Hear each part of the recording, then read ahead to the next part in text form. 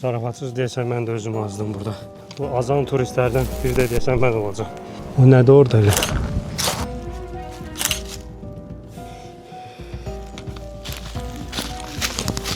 Ay!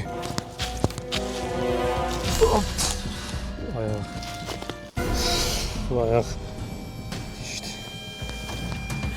Aa!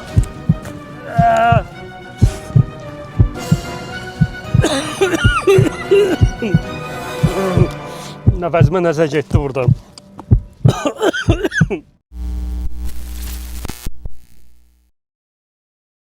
Və dostlar, gəldik çatdıq.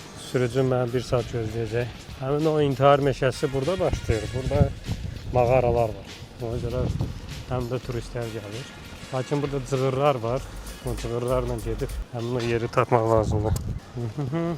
Hələ ki qorxulu heç nə görmürəm. Qəşəng restoranı, tualetlər, girişdə belə deyim, gözəl qoruğun girişinə oxşuyur. Və ətraf da belədir. Burada cığırlarla gedirsən, sonra artıq sayı çoxalır, seçim özün edirsən, hansı ilə istəsən gedirsən və yoxlaya görə ən sıx hardadır, ən az yerindən cığır hansıdırsa biz onu seçək.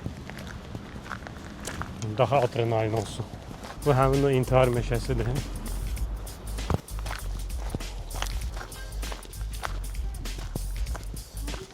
Ora mağaranın girişi üçündür. Bizə o maraqlı deyil.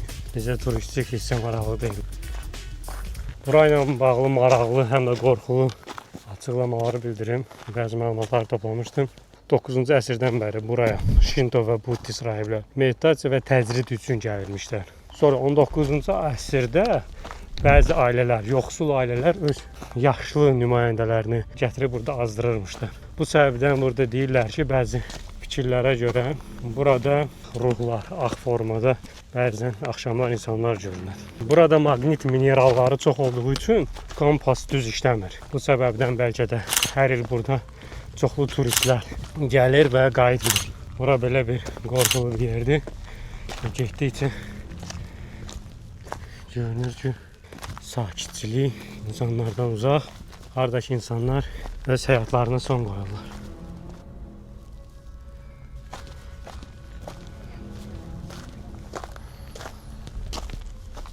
Burada Logan Paul video çəkmişdi. O yazının qarşısında mən də həmin o yazını düz axtarıram. Yəni Logan Paul burada olarkən Yaponiya hökuməti ilə problem də oldu. O burada intihar etmiş adamı çəkmişdi və hətta orada zarafat etmişdi ki, fake-dir, yoxsa realdır, subscribe edin. Biraz o momentlərdə bunların mədəniyyətinə hörmətsizlik kimi olmuşdu və uzun müddət o proses getdi. Və buranın girişində bildirilib ki, Yapon dilindədir, amma mən bunun tərcüməsinə baxmışdım. Yəni həyatdan küsməyin, yəni xoşbəxtliyi itirməyin, xoşbəxt olmağa çalışın. Çünki bura gələn insanlar intihar edir. Baxmayın ki, meşənin içidir, ağaclar çoxdur, amma külək yox, sakitçilik, çünki çox sıxdır. Getdikcə çətinləşir. Çünki hündürə qalxırsan, amma hiss olunmur. Və cığırlar da artıq qarışır. Qaranlıq vayın var.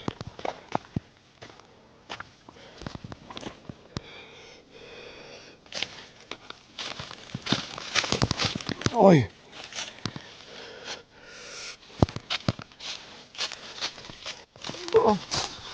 Ayaq.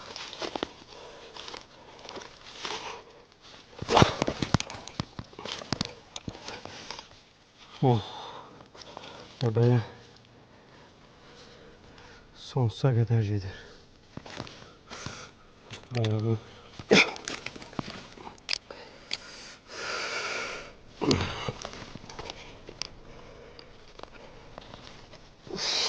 Ayaq. İşte.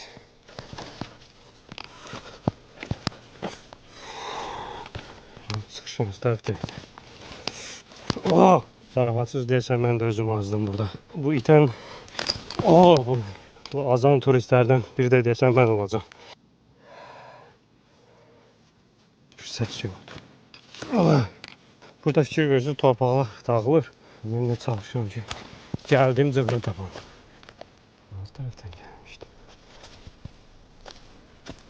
Hal-hazırda buradayım.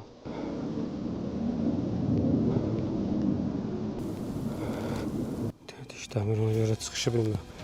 Necə tapım.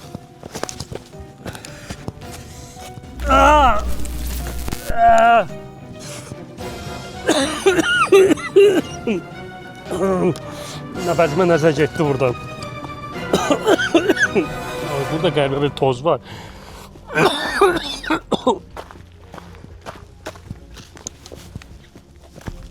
Turistlərin səsi gəldi çıxışa doğru.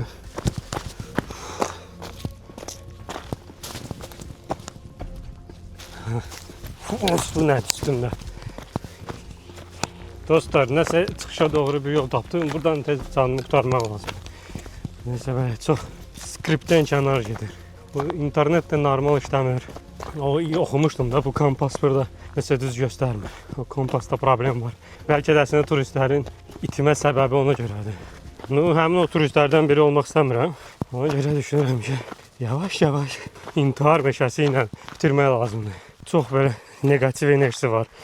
Burada əvvəllər də 19-cu əsrdə o dediyim o yaşlı insanları ki, gətirib burada azdırırmışlar. Sanki onlardan belə canlarını qurtaran o ailələri elə bil ki, axtarırlar deyə nə desə. Yəni deyilənə görə burada axşam qaldıqda, yəni onlar bəzən görünür ağ formada. Yəni internetdə baxsanız o insanları görmək olur ruh formasında. Yəni onlar burada sanki çağırışlar edirlər. Bu səbəbdən hətta deyilir ki, burada gündüz vaxtı da gələndə enerji dartılır. Bəlkə bu vulkan mənşəli dağlarla, ağaclarla bağlıdır, torpaqla, bəlkə o maqnetin özü ilə bağlıdır. Amma bunu həm də əlaqələndirirlər ki, burada həmin o insanların, ölmüş insanların çağırışları bizim enerjimizi dartır. Və mən onu hiss edirəm. Yəni burada bir neçə gün Yaponiyada olduğum müddətdə bu qədər belə çətin keçid olmamışdı. Baxmayaraq ki, nə tam dağa çıxırsan, nə tam belə güclü bir relyef var. Qarışıq yollarla gedirsən və bilmirsən hardasan. Cığırlar itir, ayağını tapdalayırsan, ayağının altına inanmırsan, çünki bilmirsən nəyi tapdalayırsan və yer də bərk deyil. Çünki bu yumuşaq torpaqdır, ya ağacların kökləridirsə, bərk düzgün yerə toxunmadınsa ayağı aparır. Mən indi fokus olmalıyam ki, əsas buradan çıxmaq lazımdır. Nəsə bu biraz çox qarışıqdır. Deməli dostlar, bir dənə cığır tapdım. İndi bu cığırla getməyə çalışıram. Görüm hara çıxarır. Bu da belə. Don't enter. Nə demək istəyir buradan? Bu başqa yolu yoxdur axı burada. Bundan gəlirsən və bu belə bitir. Görüm nə olacaq. Nəsə belə bir dərhal belə bir həşarat çıxdı üstümə. Görüm hara gedir. Çox belə negativ hava havası var buranın. Çıxmaq üçün bir yol da tapmaq lazımdır herhalde.